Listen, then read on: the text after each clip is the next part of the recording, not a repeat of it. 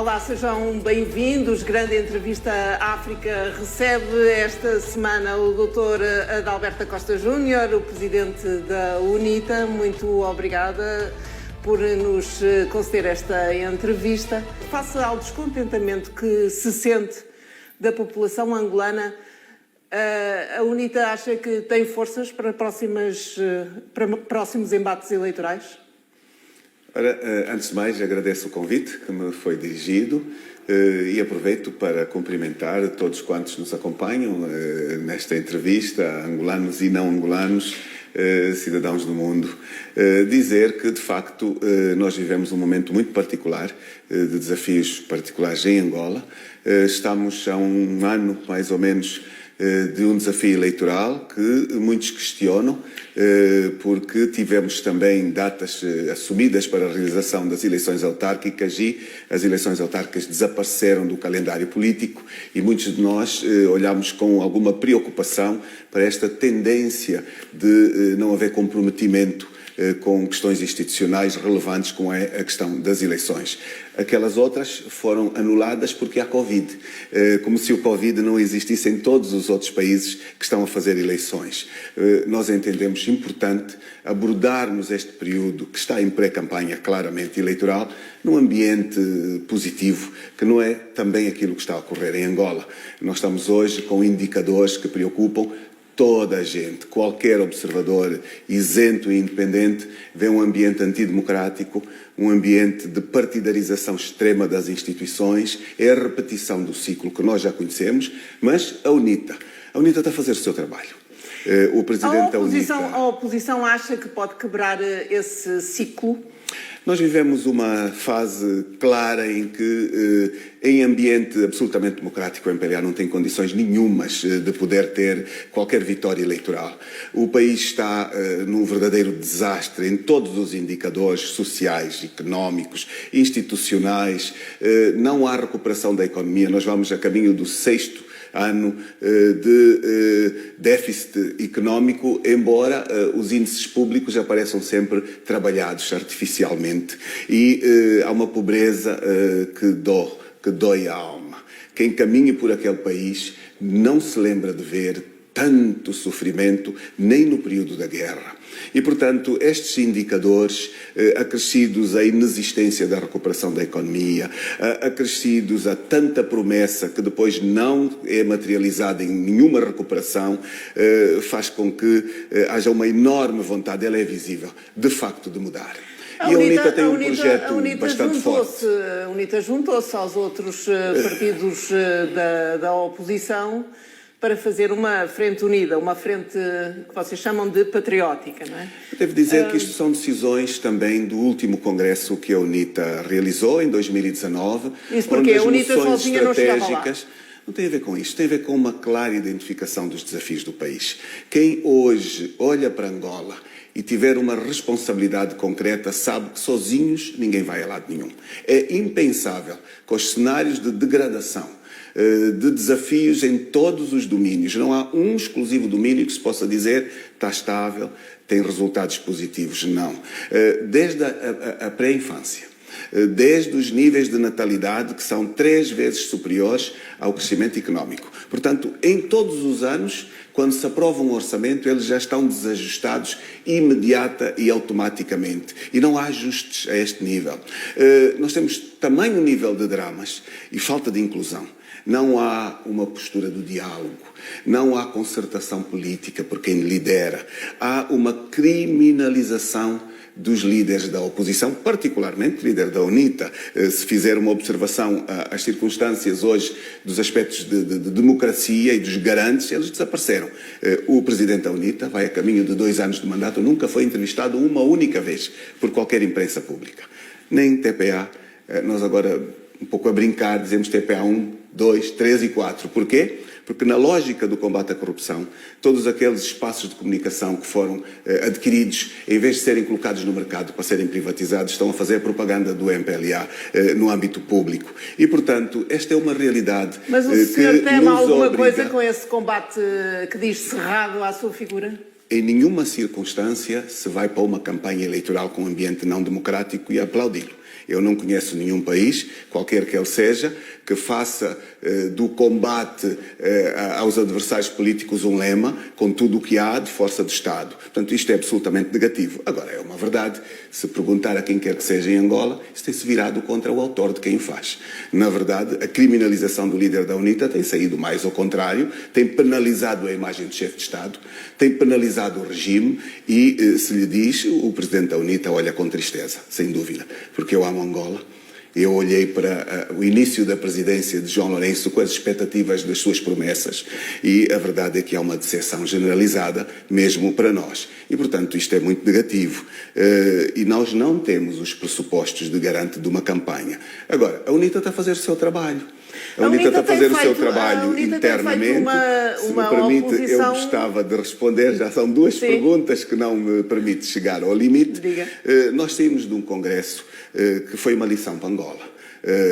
Organizar uma eleição com 5 candidatos do topo da hierarquia política, com uma transparência total, com uma campanha nacional, não foi uma campanha interna no partido, uma campanha pública, com eleições em que toda a imprensa, corpo diplomático, os partidos políticos, inclusive de quem governava, foram convidados a estar presentes. Isto não é normal, particularmente porque quem governa não tem condições, até hoje nunca teve, de abraçar a pluralidade. E este é um déficit enorme. Porque para se governar em democracia, para se ter democracia em casa, tem que se tê-la para se poder ter para fora. Quem não é democrata, quem não assume a democracia dentro das suas próprias fileiras, dificilmente abraça uma gestão democrática do país. Portanto, a UNITA saiu reforçado do seu congresso, claramente, com uma grande lição em termos públicos. Estou a vir de um congresso feito pelo Bloco Democrático, uma outra grande lição para Angola, com 3 candidaturas, com algumas inovações que a UNITA tem que olhar também com algum cuidado, porque foi eleito não só o presidente, como foram eleitos em listas independentes o secretário-geral, em listas independentes, portanto, 3 aspectos diria assim, os vice-presidentes também eleitos em círculos próprios, específicos. É, de facto, um hino à democracia raro. São estes 2 exemplos que se destacam, de facto, no plano do próprio país e que o partido que governa desconhece por completo. Agora, a UNITA sai do seu congresso com uma tese aprovada, com uma resolução da formatação de uma ampla frente para a alternância democrática. E esta realidade tem muito a ver com o desafio difícil da Angola que temos hoje. Hoje não basta formatar um governo de unidade nacional, não chega. A UNITA está completamente convicta que nós precisamos de formatar um governo de salvação nacional. Tal é o cenário em que Angola se encontra. Um governo formatado por patriotas, formado por democratas efetivos, convictamente democratas, e por angolanos competentes. E, portanto, a UNITA está muito adiantada nesta realidade. E nessa frente patriótica que o senhor defende, a apresentar-se às próximas eleições, quem é o candidato presidencial? É o senhor? Nós temos uma delegação nomeada, uma equipe que está a negociar os termos, a modalidade, e estamos muito adiantados. Há 3 opções que se tem muito discutido, a formatação ou não de uma coligação nova, que levanta algumas preocupações também. Porquê? Porque o Tribunal Constitucional tem sido muito usado em função dos interesses do regime e vimos partidos políticos com condições plenas de serem legalizados, serem recusados e, portanto, não transmite uma imagem de isenção.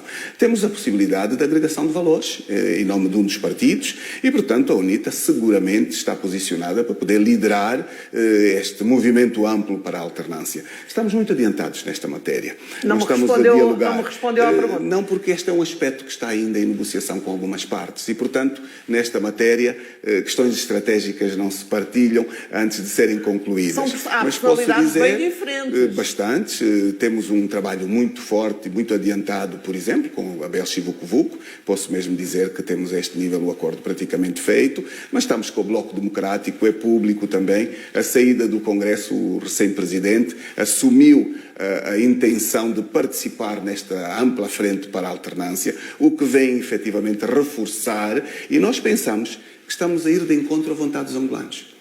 Aquilo que nós estamos a fazer resulta também da sensibilidade de escutar.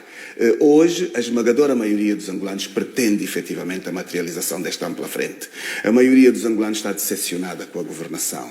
E esta governação, que levou Angola a ter crianças com fome, a atravessarem a fronteira para a Namíbia, à procura de comida, à procura de água, com seca no país que fornece água à Namíbia, esta governação gasta milhões e milhões a comprar consciências em Angola. Isto é inacreditável. Portanto, pensamos nós que até será um favor o MPLA para a oposição, para se regenerar naquilo que são princípios democráticos e podermos abraçar causas de serviço público, que é algo que desapareceu no nosso país. Mas as pessoas estão, se há esse descontentamento e se há esse apoio à oposição unida, as pessoas, com certeza, os eleitores, querem saber quem são as pessoas em que vão apostar. Estamos a falar de um regime presidencialista. Sem dúvida nenhuma. Por isso eu posso lhe adiantar... Há nomes, como é óbvio, que se destacam. O seu é um deles. Falou-me de outro. Posso dizer que nós já começamos a trabalhar há um bom tempo. Olha que desde o ano passado que nós temos feito intervenções em formato de uma tripartida, com lideranças a assumirem efetivamente esta versão, e eu penso que não passarão mais de mês e meio, 2, será feito o anúncio público e será continuado, porque o anúncio que se fizer não é o fecho da frente em si. Ela vai se formatando, vai crescendo sempre, seguramente até o período eleitoral. Vamos ter efetivamente o tempo de poder partilhar. A UNITA tem quadros para governar Angola? Seguramente, nós temos bastantes quadros, mas nós não dizemos o que diz quem governa. Não diz nós somos milhões e vai buscar os arquivos dos BIs, dos bilhetes de identidade do país, e confunde aquilo com o espaço do seu próprio partido. Mas mais uma vez, eu volto a personalizar as coisas. Isto é assim, se o senhor... Nós temos efetivamente... Nós temos quadros, mas nós pensamos que nós não podemos governar no plano partidário. Nós vamos lá chegar. A UNITA está efetivamente a ter uma abordagem aberta e com muita antecedência. Repare que nós estamos a um ano de umas eleições que pretendemos que se realizem e que não foram sequer convocadas. E a leitura que nós temos é que antes da campanha eleitoral partir, todos têm que partilhar o programa de governação, os nomes para ter credibilidade, exatamente indo de encontro ao que acaba de perguntar, e com uma absoluta transparência nesta matéria. E nós vamos formatar um governo de angolanos competentes para governar Angola, num espaço de serviço público. E aqui não exclui, inclusive, militantes que venham de outros espaços partidários. Nenhuma dúvida a este nível. É um pouco cedo demais para estarmos a queimar cartas. Isto também não podemos andar muito distraídos e ir apenas atrás de questões que nos possam colocar e que não são o momento para o fazer. Tem criticado o Presidente João Lourenço. O Presidente João Lourenço tomou posse numa altura de transição em Angola. Qual é a nota que daria à presidência de João Lourenço? Eu tenho fundamentalmente criticado políticas e posicionamentos, nada de caráter pessoal. Eu fui daqueles angolanos que acompanhou o início da governação de João Lourenço com as mesmas expectativas que toda a nação, porque foi prometido o combate à corrupção, foi prometido o combate à impunidade, foi prometido uma comunicação social aberta e acha que plural. Nada disso foi feito? Está público. Nós temos balanços ínfimos. O país está muito pior hoje do que estava na altura em que João Lourenço tomou posse. Isto é absolutamente inquestionável. Os índices de pobreza, de desemprego, e não é justificável tudo no Covid. O Covid não serve para se esconder todas as incompetências e toda a proteção também à alta corrupção que continua, com muitos membros do governo lá sentados. Não é por aí. A comunicação social pública não tem contraditório, desapareceu. Não tem oportunidades a quem pensa diferente de quem governa. E isto é impensável para quem vendeu tantas promessas. A Califórnia não chegou a Benguela. Vamos transformar Benguela numa Califórnia. Hoje há um índice de jovens licenciados, cerca de 76% no completo desemprego. A cerca a Luanda, por causa do Covid, é injustificável. Só se pode dizer que são opções políticas do controle das pessoas. O eleitorado, e, portanto, o eleitorado hoje, angolano é um eleitorado jovem e é um eleitorado que não viveu a guerra, não viveu nada disso, não conhece muitas vezes na pele o que ficou para trás. Por isso que estes jovens hoje têm uma voz que nós todos aplaudimos. Hoje há duas circunstâncias extremamente positivas. No meio de tudo isto, há uma maturação do angolano, do cidadão comum. O cidadão comum hoje, provavelmente por consequência das redes sociais, do acesso às internets, que nos permitem partilhar uma informação igual no mesmo momento que se partilha num país extremamente moderno, partilhamos nós em Angola. E o cidadão está mais maduro, está mais exigente, fiscaliza transversalmente os seus governantes. Mas são muitos os constrangimentos do país. O que é que o senhor podia diferente? Olha, muita coisa. Antes de mais, o diálogo. Nós não temos concertação política, não existe. Como é que é possível levar uma revisão da Constituição isolado, sozinho, ao Parlamento, num ambiente destes? Isto é uma prova mais do que clara de que não há, efetivamente, a sensibilidade e a identificação do que é necessário para se poder governar. Nós temos um país, não temos um partido.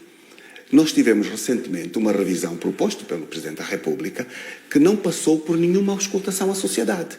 Nem os partidos políticos, nem sequer aqueles que têm representação parlamentar, nem os outros, nem as igrejas, nem a academia, os sindicatos, ninguém foi ouvido. Isto é um indicador, claro, de uma crise de diálogo, uma crise de concertação, de coesão nacional. E, portanto, nisto faríamos absolutamente diferente, até porque nós procuramos a Presidência da República com uma proposta de revisão constitucional, com uma necessidade da reforma do Estado. Nós continuamos a ter, infelizmente, em Angola, um Estado absolutamente partidarizado.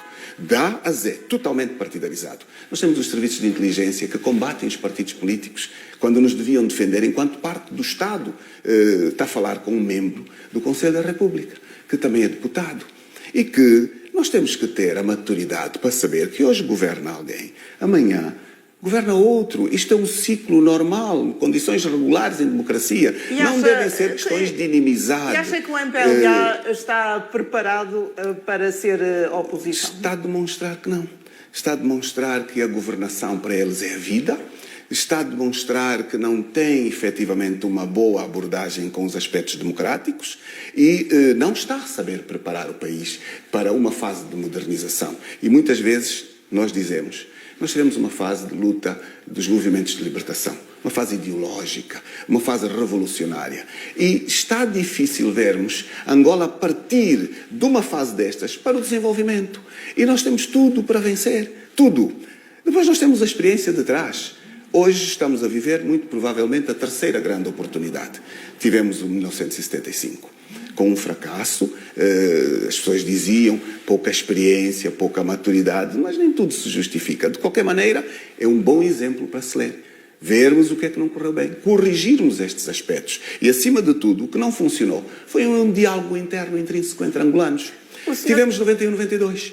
Sim. E em 91 e 92 foi outro grande momento de esperança que se deitou fora. Mas é preciso não esquecer que hoje estamos com 20 anos de paz. O processo de paz iniciou-se há 20 anos. E o senhor não acha que há 2 anos também foi um desses patamares importantes para o desenvolvimento angolano? Se tivéssemos tido, de facto, alguém comprometido com as reformas do Estado, que nós quisemos fazer um caminho comum, o Presidente da UNITA propôs, efetivamente, abraçar os desafios comuns com o Presidente da República, desde que tivéssemos como baliza os interesses de Angola.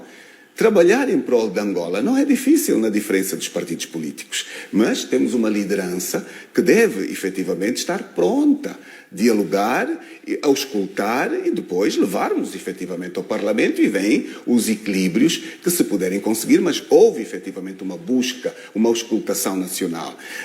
Não ocorre, pelo contrário, foi-nos dito, não estamos disponíveis para isso, não vamos fazer revisão. Não há necessidade. Tomem a iniciativa. E nós não podíamos tomar a iniciativa, porque a Constituição não nos permite. Aquela iniciativa só podia ser tomada pelo Presidente da República ou por quem tivesse mais de 2/3 dos deputados na Assembleia, quem tem apenas o MPLA. E, portanto, o MPLA não quis fazê-lo e está a dar, efetivamente, na minha leitura, um mau indicador para o país. De qualquer forma, vamos olhar para um sentido positivo. Os erros são para se olhar para eles e melhorar a abordagem futura. Nós estamos a um ano de eleições. E o país está completamente... O senhor acha que se está a juntar as eleições adiadas das autárquicas às outras para que se resolva a situação angolana de uma vez? Talvez o Biro Político do MPLA saiba responder, porque quando não há diálogo institucional no país, ninguém sabe por onde se caminha.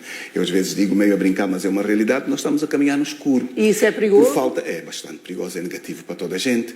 Pergunta a qualquer angolano qual é o calendário político formal garantido que nós vamos ter, as pessoas não sabem. Tem, de facto, a exigência do cumprimento das eleições gerais. E tem a exigência, porque toda a sociedade continua a reclamar, a necessidade da realização das autarquias. E as autarquias são absolutamente necessárias. E os partidos estão prontos para as autarquias?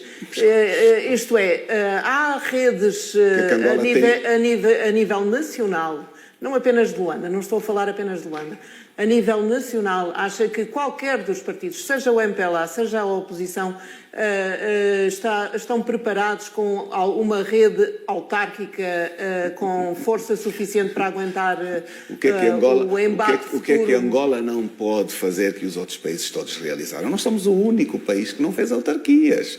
E o angolano é um cidadão orgulhoso de si. Não põe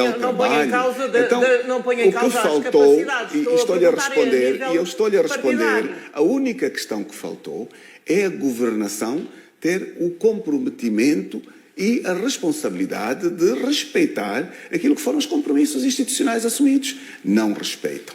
Não aceitou fazê-lo, desmarcou as eleições e isto é absolutamente negativo. Nada nos diz que não possa repetir este erro. Então voltamos atrás, os partidos se organizaram, seguramente, e há sempre um desafio que ocorre a partir da altura em que haja efetivamente o comprometimento. E há competição política. Aqueles que não se souberem organizar, naturalmente, têm depois as consequências desta realidade. Mas nós sabemos porque é que não houve eleições autárquicas. Não houve eleições autárquicas porque o MPLA sabia que as perdia. Sem dúvida nenhuma, exclusivamente por esta razão, porque vive um momento em que há uma ineficácia total governativa, onde os índices, todos eles, são absolutamente negativos, de desempenho péssimo de governação e, portanto, por conveniência, por um país partidário, pela inexistência de institutos de democracia que façam a avaliação daquilo que são aspectos democráticos, e eu dou-lhe um pequeno exemplo, a vários níveis. O que é que faz hoje a Assembleia Nacional, o Tribunal Constitucional, o que é que faz a CNE hoje, a ERCA, em que circunstâncias é que funcionam estes organismos que devem balizar os aspectos democráticos? Tem, maioritariamente, no seu seio, líderes partidários, porque em Angola há um princípio. Qualquer destes institutos tem na sua composição a consequência, a percentagem das eleições anteriores. Portanto, isto não é democracia. Ganha uma determinada eleição e leva para todas as instituições do país a consequência desta vitória. E isto não existe em democracia. As minorias não são respeitadas de forma nenhuma e passam a existir o que é comitês de especialidade dos partidos políticos, que acabam por decidir em função do partido. Então, nós temos, de facto, uma oportunidade única que o cidadão identificou. E hoje é visível esta identificação, principalmente a juventude. Há pouco falava, os jovens são maioritários e os jovens estão a manifestar a maturidade adquirida. Houve uma tentativa de dizer que não era a juventude, era a manipulação dos partidos e os jovens não permitiram isto. Hoje está mais do que claro que a juventude está a exigir a ocupação do seu lugar. Não quer deixar em mãos alheias o seu próprio destino. Está a exigir e está a pagar caro. A juventude vai para as manifestações e morre. E volta para as manifestações. Isto, de facto, não é fácil. Hein? E nós temos, lamentavelmente, este ano, um balanço muito negativo no âmbito dos direitos humanos. O senhor disse-me que esta frente unida da oposição está ainda... Não, ela está muito bem encaminhada. Ela tem feito intervenção, ela não está pensada apenas, ela tem feito intervenção. tem debatido os assuntos fundamentais do país e nós estamos efetivamente não me quero avançar, não me quero avançar, estão a negociar, não me quero avançar vamos porque estão a negociar. Só por isto. O que é que pode dizer a um qualquer angolano sobre esta frente? Porquê que um angolano apoiaria a frente patriótica? Disse bem, é uma frente patriótica de facto. É? Mas o que é que levaria um angolano a votar nessa frente patriótica? Pelo sinal de esperança e de credibilidade que as suas lideranças determinam para o cidadão. Acabei por lhe dizer, pela confiança que as suas lideranças possam transmitir ao cidadão eleitor. Pelo modo como têm partilhado os objetivos de governação. Nós temos um programa de governo que temos trazido a público. Nós temos uma série de iniciativas que, se abraçadas, teríamos hoje um país diferente do que temos. Nós temos hoje um dos grandes problemas, disse-lhe eu, falta de diálogo, falta de concertação política. Mas eu vou para um outro, a destruição da eficácia das instituições. A Assembleia Nacional hoje não fiscaliza como deve a governação. Já me disse, o Tribunal Constitucional não funciona. Todas as iniciativas que se tomam positivas e que tenham como implementação a verificação da eficácia governativa ficam na gaveta. As comissões parlamentares de inquérito, o que é que isso fazem? Com muita regularidade, em Angola, nenhuma se realiza. E porquê? Porque elas atingem efetivamente quem é membro da governação, atingem os ministros, atingem o MPLA. Estamos a terminar o nosso... Nós temos uma outra sensibilidade, temos outra proximidade. O Presidente da UNITA está na estrada, permanentemente. Não acontece com quem hoje governa o país. Está na estrada, nos meios e no desastre em que aquela estrada se encontra. Está nos buracos, está na proximidade com as populações, escuta as populações, vai ter com elas, vive como elas vivem. Esta é uma grande diferença em relação a quem faz esta diferente. pergunta. O Presidente da UNITA, que está na estrada, como diz, será o candidato presidencial? Os estatutos da UNITA assim dizem, que o Presidente da UNITA é o candidato natural, mas nós estamos a evoluir, nós estamos a formatar uma ampla frente para a alternância democrática. É provável que o Presidente da UNITA, bem provável, seja o líder desta ampla frente. Portanto, pouco tempo. Que papel para Abel Vucu nesta frente? É exatamente o que lhe disse, seguramente com uma responsabilidade muito grande, muito alta, e este aspecto está praticamente concluído e nós vamos poder anunciar aquilo que está hoje a mostrar que tem uma grande expectativa. Um mês, no máximo, todos terão o conhecimento desta partilha. Dizer que nós encontramos num périplo ao exterior do país. Porquê? Porque as questões de Angola seguramente se tratam em Angola, com os angolanos, mas a comunidade internacional tem uma palavra forte e tem desempenhado efetivamente um papel que tem influenciado os destinos também do nosso país.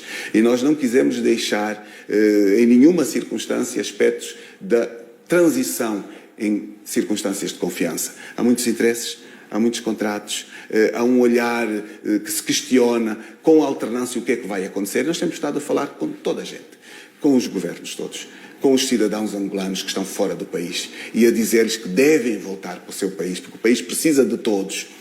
Estamos a falar com os interlocutores internacionais que têm um olhar particular para Angola e a passar-lhes efetivamente uma mensagem de confiança no amanhã. Mas um amanhã tem que ser diferente do presente. Um amanhã de responsabilidade, um amanhã de serviço, não um amanhã de enriquecimento dos governantes e de empobrecimento permanente de quem é efetivamente o soberano, que é o povo daquele país.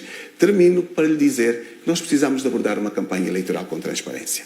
Precisamos de observação internacional nas futuras eleições. As últimas eleições, o governo angolano recusou a presença de observadores europeus. Aceitou apenas os da União Africana. Tem que acabar. Precisamos de um novo registro eleitoral.